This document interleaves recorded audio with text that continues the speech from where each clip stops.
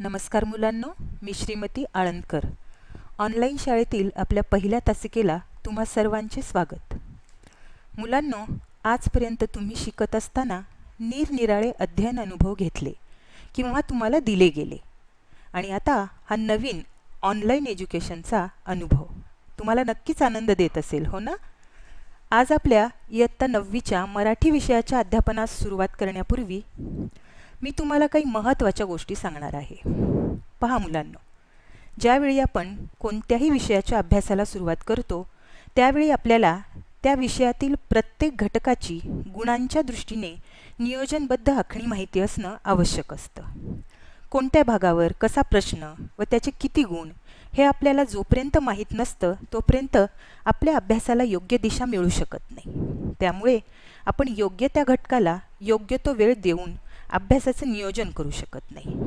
आपण अभ्यास करतो तो मुळी गुण संपादन करण्यासाठीच. तो अभ्यास कमी वेळात योग्य गुण मिळवून देणारा नियोजनबद्ध असाच व्हायला हवा. त्यामुळे आपल्याला वेळेचे व घटकांचे योग्य नियोजन लावता येते. पाठ्यघटकातील कोणत्या भागाला किती वेळ द्यायचा याचेही नियोजन करता येते. म्हणून सुरुवातीला मी तुम्हाला कृतीपत्रिकेचा आराखडा देणार आहे. आत्तापर्यंत तुम्ही म्हणजे 5वी ते 8वी पर्यंत प्रश्नपत्रिका सोडवली आहे, पण आता तुम्हाला कृतीपत्रिका सोडवायची आहे. काय फरक आहे या दोन्हीत? तर तुम्ही आत्तापर्यंत एका वाक्यात उत्तरे द्या, 2-3 वाक्यात उत्तरे लिहा, जोड्या जुळवा, कारणे द्या, अशा प्रकारचे प्रश्न प्रश्नपत्रिकेतून सोडवले आहेत. पण आता इयत्ता 9वी व 10वीत तुम्हाला कृती दिल्या जाणार आहेत. त्या तुम्हाला सांगितल्याप्रमाणे सोडवायच्या आहेत. आत्तापर्यंत आपण प्रश्नांची उत्तरे पाठ करून ती लिहिली, पण आता आपल्याला आपल्या पाठ्यपुस्तकातील प्रत्येक पाठ अतिशय आकलनपूर्ण रीतीने वाचायचा व अभ्यासायचा आहे. त्या पाठ्यघटकातील विषयावर आपलं एक मत तयार करायचं आहे व ते आपल्या शब्दात व्यक्त करायचं आहे. नवीन अभ्यासक्रमात इयत्ता 5वी ते 8वी पर्यंत काही प्रश्नांचं स्वरूप हे कृतीपत्रिकेतील कृतीच्या स्वरूपावर आधारित असल्यामुळे तुम्हाला ते फारसा अवघड वाटणार नाही. आता पहा आपल्या कृतीपत्रिकेचा आराखडा. आपली कृतीपत्रिका ही एकूण 80 गुणांची आहे. या 80 गुणांमध्ये गद्य, पद्य, स्थूल वाचन, भाषाभ्यास, उपयोजित लेखन यांची एकूण गुणविभागणी इथं मी घटकनिहाय दाखवलेली आहे. गद्य एकूण 18 गुणांसाठी, पद्य एकूण 16 गुणांसाठी, स्थूल वाचन 6 गुणांसाठी, भाषा अभ्यास 16 गुणांसाठी व उपयोजित लेखन 24 गुणांसाठी असे एकूण 80 गुण. आता या 80 गुणांची कृतीपत्रिकेतील आराखडा व त्यांची गुणविभागणी आपण बघूया. पहिला विभाग आहे आपला गद्य विभाग. गद्य म्हणजे पाठ.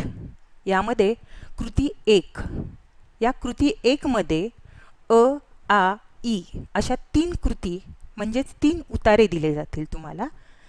पहिला उतारा पठित उतारा म्हणजे आपल्या पाठ्यपुस्तकातील कुठल्याही पाठावर आधारित उतारा असेल, तो असेल 7 गुणांसाठी. आ मध्ये देखील एक पठित उतारा आपल्या पाठ्यपुस्तकातील 7 गुणांसाठी. परंतु ई हा एक अपठित उतारा असेल जो आपल्या पाठ्यपुस्तकातला नसेल, तो आहे 4 गुणांसाठी. असे एकूण 18 गुण गद्य विभागाचे. आता अ आणि आ हे 7 गुणांसाठी कृतीनिहाय गुण विभागणी आपण बघूया. म्हणजे या 7 गुणांमध्ये कोणत्या कोणत्या कृती येतात? तर पहिली असते आकलन कृती 2 गुणांसाठी, दुसरी आकलन कृती 2 गुणांसाठी. मुलांनो, इथं 2 गुणांसाठी एक आकलन कृती असू शकते किंवा 1-1 गुणांसाठी 2 अशा वेगळ्या असू शकतात. आणि तिसरं आहे स्वमत, ते आहे 3 गुणांसाठी. अशा पद्धतीने अ आणि आ हे 7-7 गुणांचे कृती आहेत. ई ही जी 4 गुणांसाठी कृती आहे यामध्ये दोन्हीही आकलन कृतीच आहेत. यामध्ये स्वमत तुम्हाला विचारलं जाणार नाही. अपठित उतारा आहे ईचा आणि त्यामध्ये पहिली पण आकलन कृती 2 गुणांसाठी आणि दुसरीही आकलन कृती 2 गुणांसाठी. विभाग 2 पद्य. पद्य म्हणजे कविता. आपल्या पाठ्यपुस्तकातील कवितांवर आधारित ज्या कृती आपल्याला विचारल्या जातील त्या एकूण 16 गुणांसाठी विचारल्या जातील. या कृती 2 मधील अ हे तुम्हाला पठित पद्य म्हणजे तुमच्या पाठ्यपुस्तकातील शिकवलेल्या कवितांपैकी कविता. ही प्रत्येकी 8 गुणांची एक अ आणि आ अशा 2 कृती आहेत. पाठ्यपुस्तकात समाविष्ट असलेल्या एकूण पद्यांपैकी कोणतीही एक कविता तुम्हाला अ या पठित पद्यामध्ये दिली जाईल. 8 गुणांसाठी कृतीनिहाय विभागणी त्याची कशी आहे पहा. 1 आकलन कृती 2 गुणांसाठी, दुसरी आकलन कृती 2 गुणांसाठी, 3 कवितेतील दिलेल्या कोणत्याही 2 ओळींचा सरळ अर्थ तुम्हाला विचारला जाईल, तो देखील 2 गुणांसाठी, आणि 4 काव्यसौंदर्य हे तुम्हाला 2 गुणांसाठी विचारलं जाईल. काव्यसौंदर्य दिलेल्या पद्यातील कोणत्याही 2 ओळी देऊन त्यावर तुम्हाला काव्यसौंदर्यासाठी कृती विचारली जाईल. काव्यसौंदर्यामध्ये तुम्हाला भाषा सौंदर्य किंवा आशय सौंदर्य, विचार सौंदर्य हे विचारलं जाऊ शकतं. आणि वरती जी आकलन कृती आहे या आकलन कृतीमध्ये मी मागे म्हटल्याप्रमाणेच एक एक गुणांची आकलन कृती सुद्धा विचारल्या जाऊ शकतात. आता पद्य विभागातील आ हा कवितेवर आधारित कृती 8 गुणांसाठी. आता यामध्ये अ साठी जी कविता दिलेली असते ती कविता सोडून पाठ्यपुस्तकातील इतर कोणत्याही 2 कवितांची फक्त तुम्हाला नावे दिलेली असतात कृतीपत्रिकेमध्ये आणि त्यावर आधारित तुम्हाला कृती विचारलेली असते. मग ह्या 8 गुणांसाठी कोणत्या कोणत्या पद्धतीच्या कृती विचारल्या जातात, कोणती कृती ते आता आपण पाहूया. खालील मुद्द्यांच्या आधारे कोणत्याही एका कवितेसंबंधी खालील कृती सोडवा. तुम्हाला कवितेंची 2 नावं दिली जातील, त्यापैकी तुम्हाला एक कविता निवडून खालच्या मुद्द्यांवर तुम्हाला कृती सोडवावी लागते. पहिलं, प्रस्तुत कवितेचे कवी किंवा कवयित्री 1 गुणासाठी विचारला जातो. 2 प्रस्तुत कवितेचा विषय 1 गुणासाठी. 3 प्रस्तुत कवितेतील शब्दांचे अर्थ लिहा. हे शब्द कोणते, तर कवितेतील कोणतेही 2 शब्द दिले जातील आणि ते दोन्हीही सोडवणे अनिवार्य आहे. त्या 2 शब्दामध्ये प्रत्येकी 1-1 गुण विभागणी आहे. प्रस्तुत कवितेतून मिळणारा संदेश हा तुम्हाला 2 गुणांसाठी विचारला जातो. प्रस्तुत कवितेची भाषिक वैशिष्ट्ये लिहा 2 गुण. कवितेतून व्यक्त होणारा विचार लिहा 2 गुण. कवितेतील दिलेल्या ओळींचा सरळ अर्थ लिहा 2 गुण. प्रस्तुत कविता तुम्हाला आवडण्याची वा न आवडण्याची कारणे लिहा 2 गुण. पहा मुलांनो, आत्ता आपण या कृतीमध्ये 8 वेगवेगळे मुद्दे पाहिले. या 8 मुद्द्यांसाठी 4 गुणांसाठी वरीलपैकी कोणत्याही कृती विचारल्या जाऊ शकतात. प्रत्येकी 1 किंवा 2 गुणांचीच प्रत्येक कृती असते. यापैकी 1 गुणांच्या 2 कृती व 2 गुणांची 1 कृती किंवा 2-2 गुणांच्या 2 कृती विचारल्या जाऊ शकतात. 2 काव्यपंक्तीचे रसग्रहण.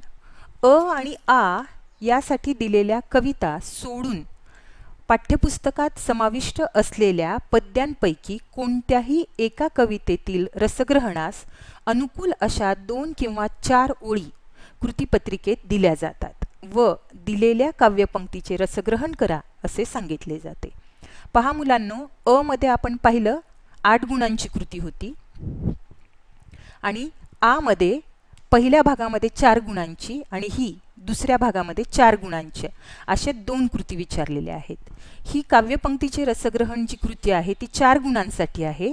तुम्हाला त्या ज्या दिलेल्या कविता आहेत वरच्या कृतींमधील त्या कृतीतील कविता सोडून उरलेल्या कवितेतील 2 किंवा 4 ओळी दिल्या जातील आणि त्या काव्यपंक्तीचं रसग्रहण करा म्हणून सांगितलं जाईल. ते तुम्हाला 3 मुद्द्यामध्ये करायचे. हा भाग आपण पुढे व्हिडिओमध्ये शिकवताना विस्तृतपणे घेऊया आणि ही कृती तुम्हाला 4 गुणांसाठी विचारली जाईल. विभाग 3 स्थूल वाचन.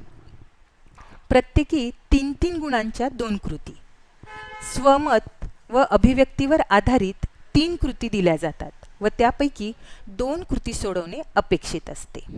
स्थूल वाचन हा पाठ्यपुस्तकातील आपल्या प्रत्येक भागामध्ये एक घटक आहे. या घटकांवर आधारित 3-3 गुणांच्या या कृती असतील. एकूण 3 कृती दिल्या जातील, त्यापैकी 2 कृती सोडवणे अपेक्षित. विभाग 4 हा भाषाभ्यास 16 गुणांसाठी आहे.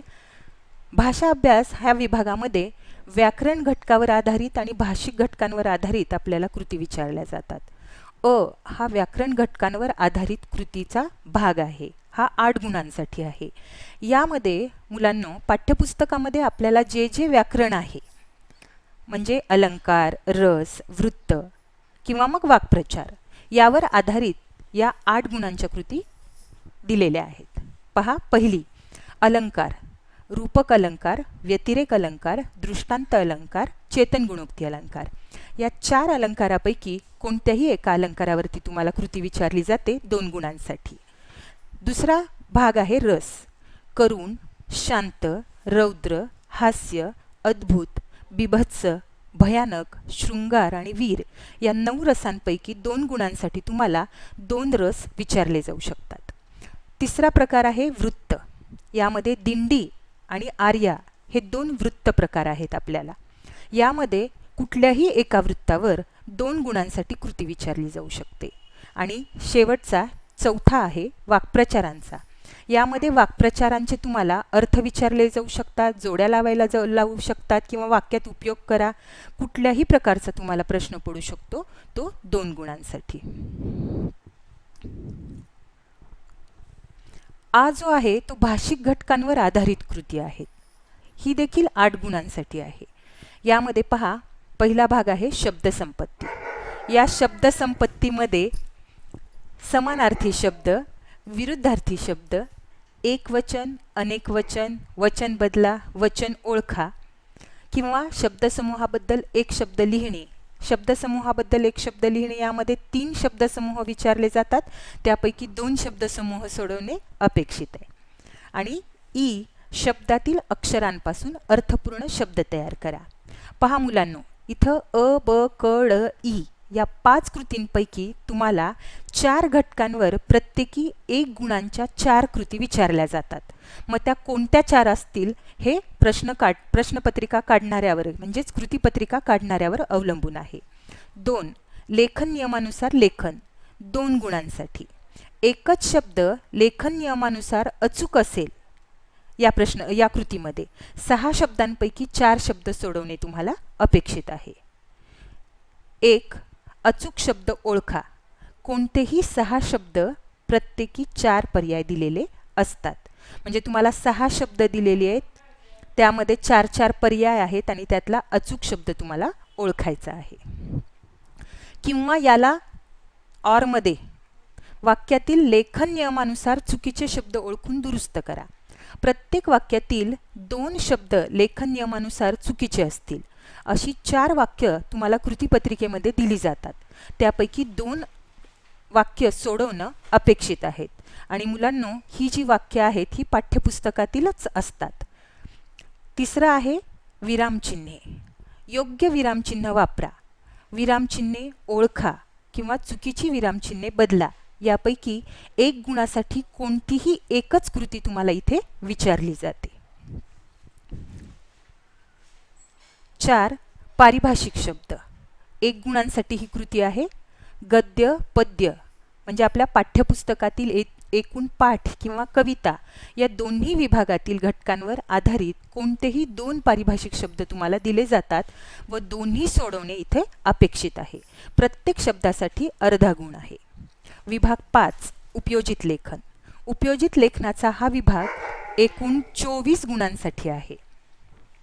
मुलांनो, ज्यांना परीक्षेमध्ये जास्त गुण प्राप्त करायचे आहेत त्या मुलांसाठी हा विभाग अतिशय महत्त्वाचा आहे.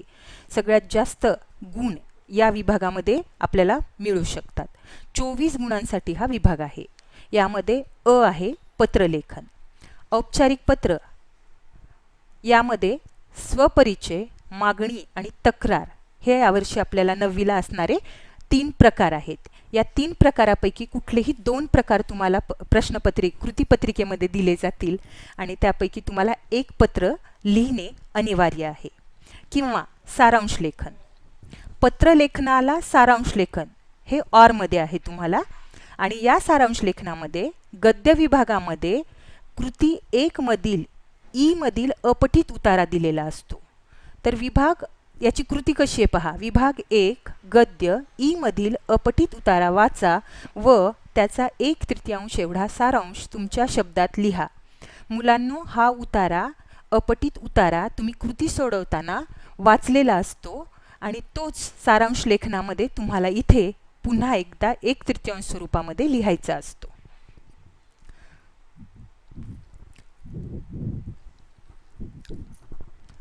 आ. कथालेखन, जाहिरात लेखन, मुलाखत लेखन, संवाद लेखन, वृत्तांत लेखन. या 5 कृतींपैकी तुम्हाला 3 घटकांवर आधारित कृती कृतीपत्रिकेमध्ये दिल्या जातील. पण त्या 3 पैकी कुठल्याही 2च कृती तुम्हाला सोडवणं अपेक्षित आहे, प्रत्येकी 5 गुणांसाठी. आणि प्रकारानुसार तुम्हाला या कृती 60 ते 90 शब्दामध्ये लिहायच्या आहेत. तुम्हाला कथा, जाहिरात, मुलाखत, संवाद, वृत्तांत या 5 कृतींपैकी कुठल्याही 3 कृती कृतीपत्रिकेमध्ये दिल्या जातील. त्यापैकी 2 कृती सोडवणं अपेक्षित आहे आणि प्रत्येकी 5 गुण, म्हणजे एकूण आ विभागाला 10 गुण तुम्हाला मिळणार आहेत. आणि आपला शेवटचा उपयोजित लेखनातला भाग ई, लेखन कौशल्य. इथे तुम्हाला 100 ते 120 शब्दामध्ये ही कृती सोडवायची आहे. प्रसंग लेखन, आत्मकथन आणि कल्पना विस्तार हे 3 घटक यामध्ये येणार आहेत. कृतीपत्रिकेमध्ये 3ही घटकांवर आधारित कृती तुम्हाला दिल्या जाणार आहेत. त्यापैकी फक्त एकच कृती सोडवणं अपेक्षित आहे आणि ही कृती मुलांनो 8 गुणांसाठी आहे. अशा पद्धतीने आपले 80 गुणांची ही कृतीपत्रिका झालेली आहे.